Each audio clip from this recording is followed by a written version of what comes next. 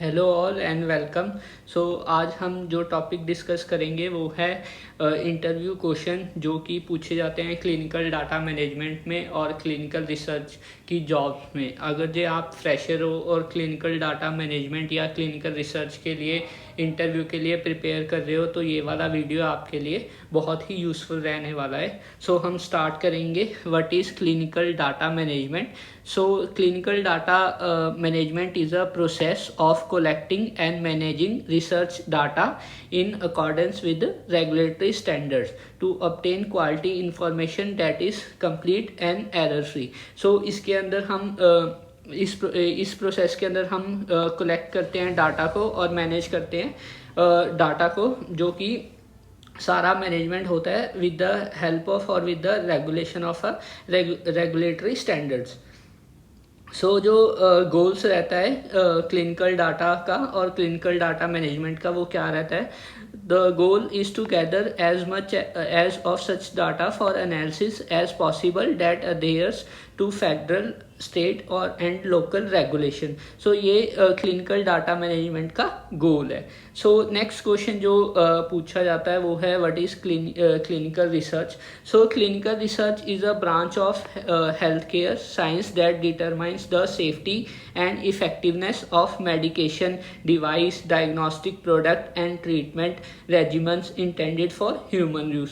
So mainly इसमें जो concern रहता है वो रहता है इफेक्टिवनेस का और सेफ्टी का, जो कि हम यूज़ करते हैं मेडिकेशन यूज़ करते हैं, मेडिसिनल प्रोडक्ट यूज़ करते हैं। सो उनके रिलेटेड कंसर्न रहता है सेफ्टी और इफेक्टिवनेस का। सो नेक्स्ट आता है क्लिनिकल ट्रायल्स और फेजेस। सो क्लिनिकल ट्रायल्स क्या होता है? तो clinical trials are research studies which are performed in people that are aim to evaluate the medical intervention. So जो एम रहता है क्लिनिकल ट्रायल्स का वो ये रहता है कि to compare the response of new treatment with that of existing one और a placebo. So this is the aim of the clinical trial and this is the definition of the clinical trial. So there are 4 phases in the clinical trial.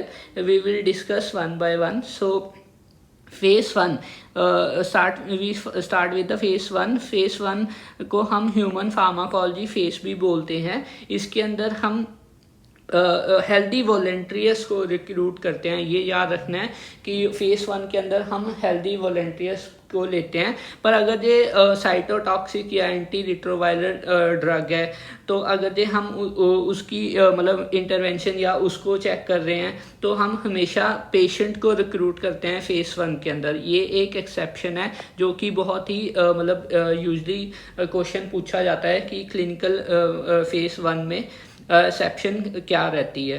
सो जो outcome रहता है face 1 से हमें MTD मिलता है। MTD को हम maximum tolerable dose बोलते हैं। इससे हमें सेफ्टी, पीके और पीडी ड्रग का पता चलता है। तो नेक्स्ट आता है फेस 2। फेस 2 को हम थेराप्यूटिक एक्सप्लोरेटरी फेस भी बोलते हैं। फेस 2 के अंदर face 2A, face 2B studies होती हैं।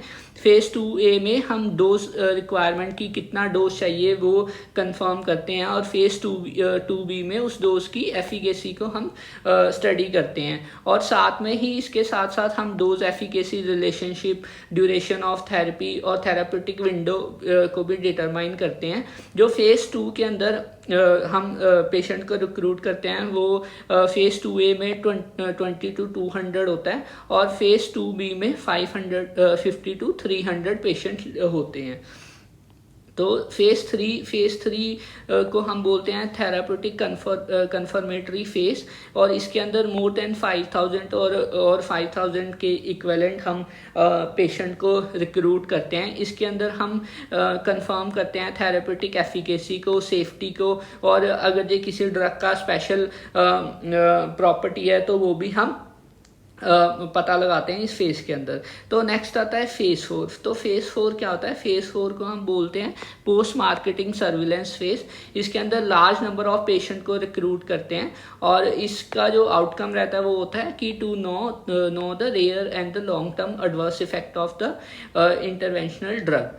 तो ये 4 फेसेस हैं, फेस 1, फेस 2, फेस 3, फेस 4, ये ऑल आर मैंडेटरी फेस। एक फेस 0 भी होता है, कई कंपनीज इस फेस को करती हैं, कई कंपनीज इस फेस को नहीं भी करती हैं, ये मैंडेटरी फेस नहीं है। इस फेस को हम माइक्रो डोजिंग भी बोलते हैं, ये जस्ट कंपनीज करती हैं ताकि वो पी के इंफॉर्मेशन को एक्सट्रैक्ट आउट करने के लिए सिर्फ ये फेस 0 परफॉर्म करती है। नेक्स्ट आता है व्हाट इज़ INDA। INDA का फुल फॉर्म है इन्वेस्टिगेशनल न्यू ड्रग एप्लीकेशन, और ये है जो INDA है ये हम तब सबमिट करवाते हैं after the pre clinical trials and before the clinical trials. Next आता है NDA। NDA को हम बोलते हैं new drug application. New drug application ये जो NDA है ये सबमिट करवाते हैं हम after the phase 3। So next आता है व्हाट इज रेगुलेटरी एजेंसीज। तो regulatory agencies are usually a part of a executive branch of the government of they have statutory authority. Regulatory authorities are commonly setup for enforce standard and the safety. Mainly जो इनका concern रहता है वो standard और safety से रहता है। सो next आता है नेम सम रेगुलेटरी बॉडीज। तो यहाँ पर सम रेगुलेटरी बॉडीज लिखी है जैसे कि USFDA। USFDA का फुल फॉर्म है United State food and drug administration. Next regulatory authority जो कि इंडिया की है CDSCO, central drug standard control organization. Next आता है MHRA। MHRA है medicine and health regulatory agencies. Next आता है EMEA। EMEA है यूरोपियन मेडिसिन एजेंसीज। नेक्स्ट आता है MHLA। MHLA is ministry of health, labour and welfare. So interview में mainly regulatories bodies का क्वेश्चन हमेशा पूछा जाता है, स्पेशली क्लिनिकल रिसर्च और क्लिनिकल डाटा मैनेजमेंट के इंटरव्यू में। तो नेक्स्ट आता है what is blinding.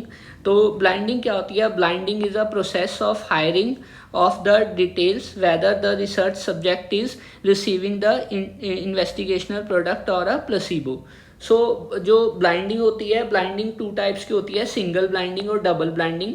Single blinding के अंदर सिर्फ सब्जेक्ट है, जो सब्जेक्ट है उसे नहीं पता होता कि उसे कौन सा ट्रीटमेंट मिल रहा है, और डबल ब्लाइंडिंग में बोथ रिसर्चर और पेशेंट को नहीं पता होता कि कौन सा ट्रीटमेंट पेशेंट को मिल रहा है।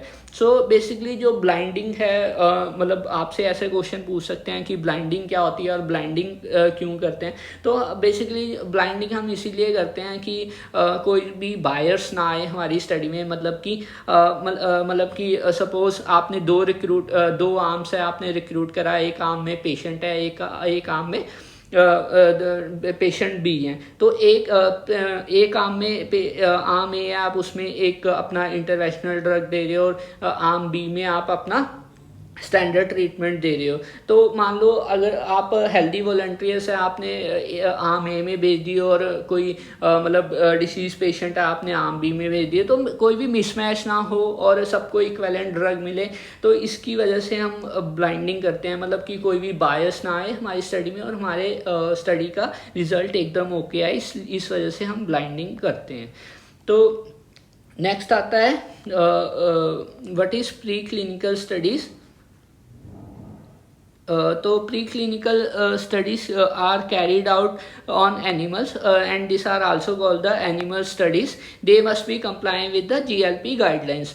सो प्री क्लिनिकल स्टडीज होती हैं जो कि हम एनिमल्स पे करते हैं। एनिमल्स को करने के बाद हम परमिशन लेते हैं इन्हें ह्यूमंस पे करने के लिए।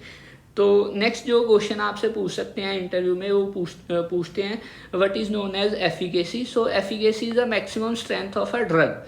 किसी भी ड्रग का एक मैक्सिमम स्ट्रेंथ है, उसे हम एफिकेसी बोलते हैं। सो नेक्स्ट आपसे जो पूछ सकते हैं what is potency. So potency होता है amount of a drug required for its specific effect. Next question जो मेनली पूछा जाता है वो है अनअप्रूव्ड थेराप्यूटिक गुड्स क्या होते हैं। So drugs which did not undergo clinical trials are called unapproved therapeutic goods. जो क्लिनिकल ट्रायल्स में नहीं जाते हैं उन्हें अनअप्रूव्ड थेराप्यूटिक गुड्स बोलते हैं। तो नेक्स्ट जो आपसे क्वेश्चन मेनली पूछते हैं वो फुल फॉर्म पूछते हैं, जैसे EDC क्या होता है। EDC होता है इलेक्ट्रॉनिक डाटा कैप्चर। और नेक्स्ट आता है CRF। CRF को हम बोलते हैं केस रिपोर्ट फॉर्म। नेक्स्ट आता है FDF, what is known as FDF। तो FDF होता है फाइनेंशियल डिस्क्लोजर फॉर्म। नेक्स्ट आता है GCP, GCP को फुल फॉर्म है गुड क्लिनिकल प्रैक्टिस। नेक्स्ट आपसे जो फुल फॉर्म पूछते हैं what is known as GLP। So GLP जो स्टैंड होता है वो है गुड लेबोरेटरी प्रैक्टिस। और नेक्स्ट आपसे पूछते हैं ICF, ICF होता है inform consent form. So guys ये सम बेसिक क्वेश्चन है जो आपसे क्लिनिकल डाटा मैनेजमेंट में और क्लिनिकल रिसर्च के इंटरव्यू में आपसे जनरली पूछे जाते हैं। इसके अलावा आपसे फार्माकोलॉजी और ड्रग्स रिलेटेड यूज़ और उनके साइड इफ़ेक्ट्स भी पूछे जाते हैं। वो हम नेक्स्ट वीडियो में डिस्कस करेंगे, ताकि वो फार्माकोलॉजी का थोड़ा मतलब ब्रॉड टॉपिक है, उसमें आपको सारा ड्रग्स पढ़ना है और किस ड्रग कौन सा ड्रग किस लिए यूज़ हो रहा है, क्या पर्टिकुलर साइड इफ़ेक्ट है, तो वो सारा आपसे इंटरव्यू में भी पूछते हैं। ये बेसिक क्वेश्चंस हैं जो कि क्लिनिकल डाटा मैनेजमेंट में या क्लिनिकल रिसर्च में पूछे जाते हैं। अगर जो आप ये वाले क्वेश्चंस पढ़ लोगे, मैं मतलब शॉर्ट ही है कि आपका मतलब 90% तक इंटरव्यू आपका हो जाएगा। जो 10% रहता है उसमें आपसे जनरल फार्माकोलॉजी पूछी जाती है। So guys keep learning and keep rising guys. And अगर जो आपको वीडियो अच्छा लगा तो इसे लाइक करें, सब्सक्राइब करें चैनल को एंड दूसरों के साथ भी शेयर करें। Thank you.